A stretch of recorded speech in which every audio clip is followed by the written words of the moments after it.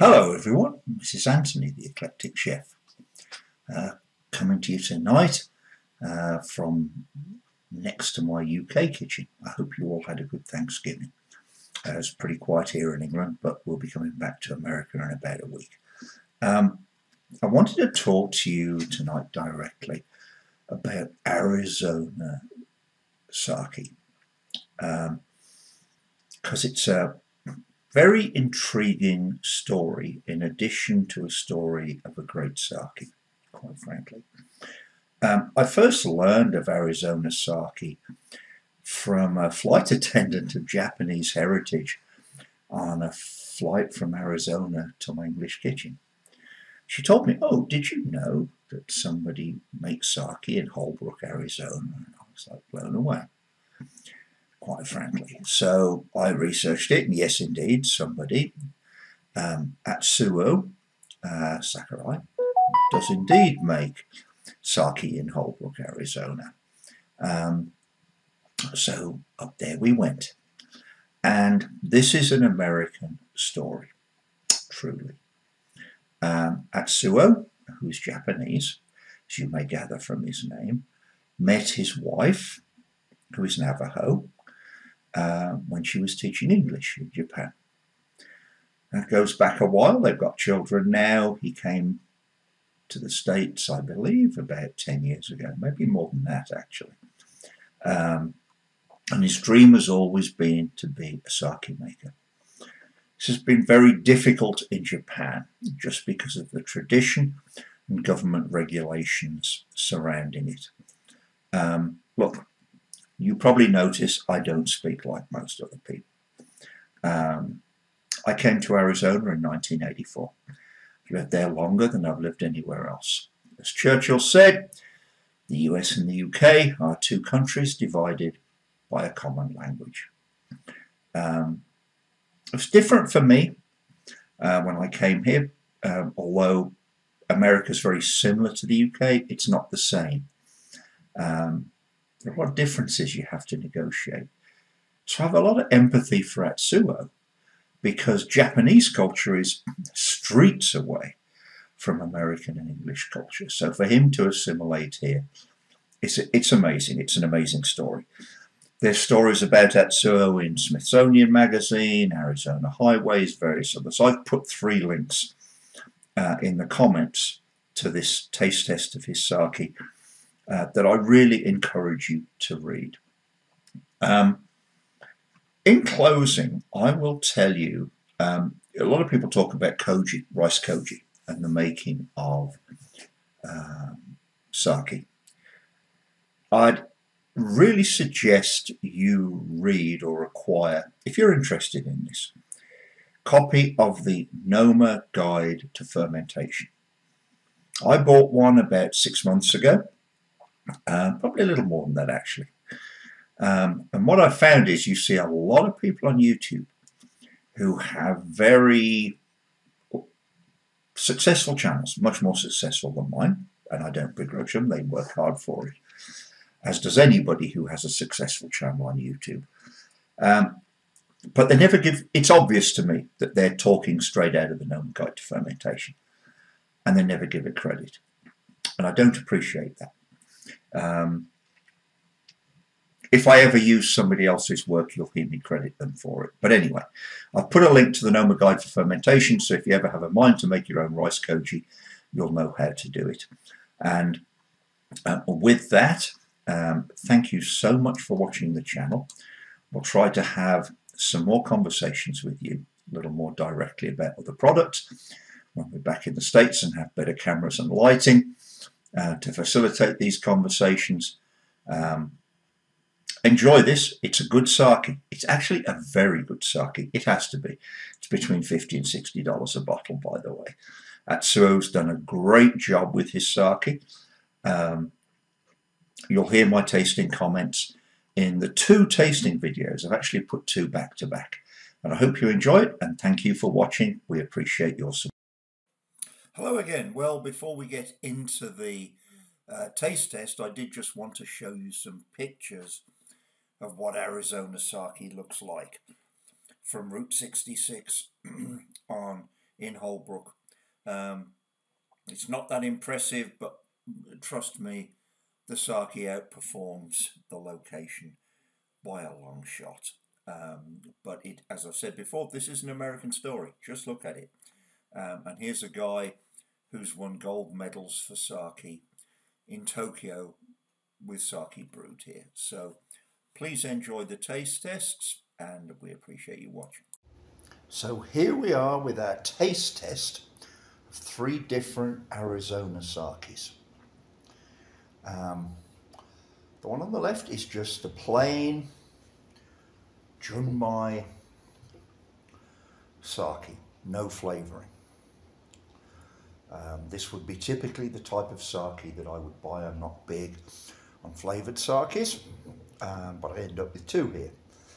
The middle one is prickly pear flavoured. Why?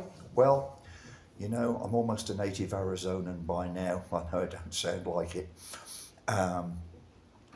And I love things where we use Arizona flavours. I'll be out in a couple of days to get some prickly pear fruit, which we'll ferment some and do some stuff with them, see if we can't with our cooking. So I was intrigued to buy that and try it.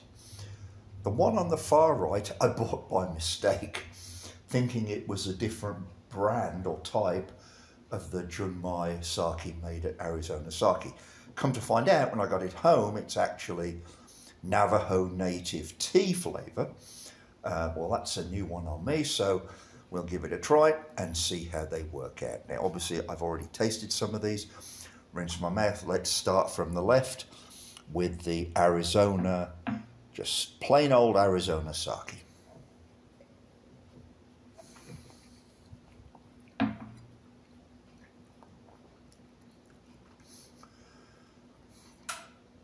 This is what I would have to call a classic sake taste.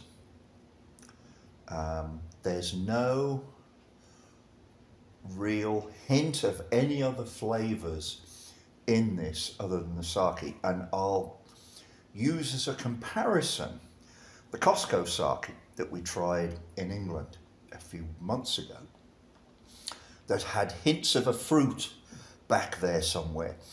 This does not. It's just, what's the best I can say? It's just sake flavour, very smooth.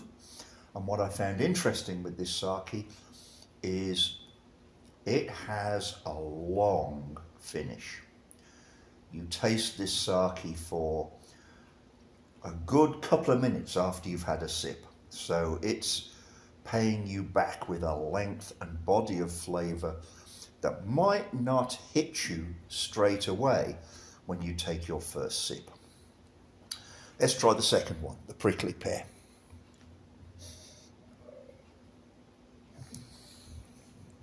A little bit of nose, and yes, there's some fruity flavour in there because it's prickly pear flavour. I have to say, I quite like that. And moving right along, let's try the last one, the Navajo native tea, which, by the way, you'll have seen from the preceding pictures, has some twigs floating in the bottle, which is quite novel.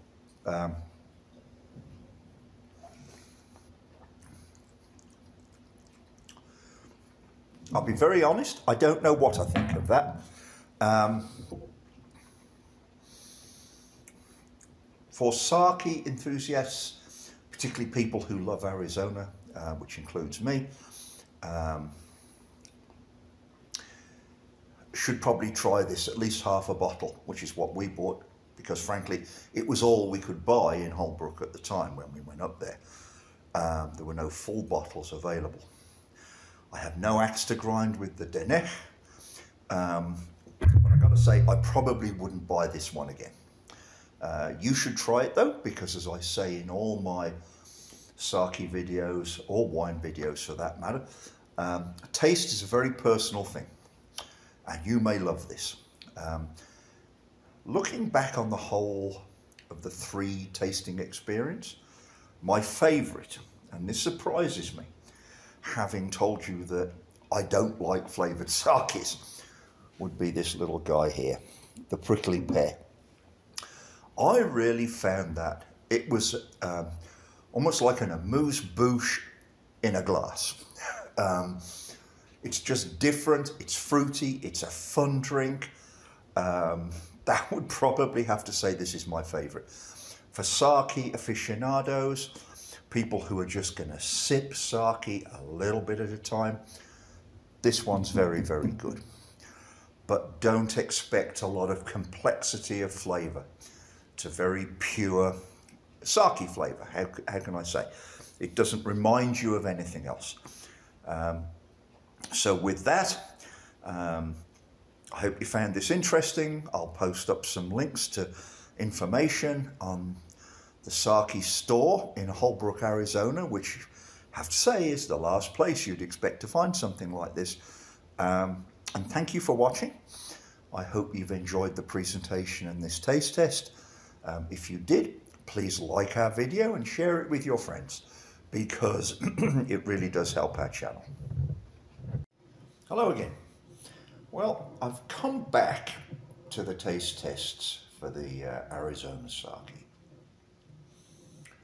I was bothered by whether I was giving it fair due, because when you taste something on its own, albeit alongside, you know, co-brands, if you will, the prickly pear and the Navajo tea flavoured sakes, it's very hard to say, well, what's it really like? Bearing in mind, this is $55 a bottle. It's not inexpensive. So I thought, you know, I'll try it next to some Hakutsuru. Now, I hope that doesn't offend Atsuo. That's not my goal in this. But Hakutsuru is a pretty decent, large manufacture sake. Sets a bit of a baseline. If you go to Tipsy Sake, there are lots of sakes that cost a lot more than Arizona sake that aren't said to have any other flavour than sake. So let's just see. And I don't think you can see here from the video. The Hakutsuru is on the left and it's pale. It's watery, you know, watercolour. I like Hakutsuru. I've reviewed it on this channel a couple of times and it drinks well. But then you pick up the Arizona sake. And you'll see it's straw coloured. Has a bit of a nose, and this time I found the taste, probably because it wasn't clouded by the other sakes, to be, as a mangled description, more outstanding than I did before. Now, when I take a sip and give it a chew,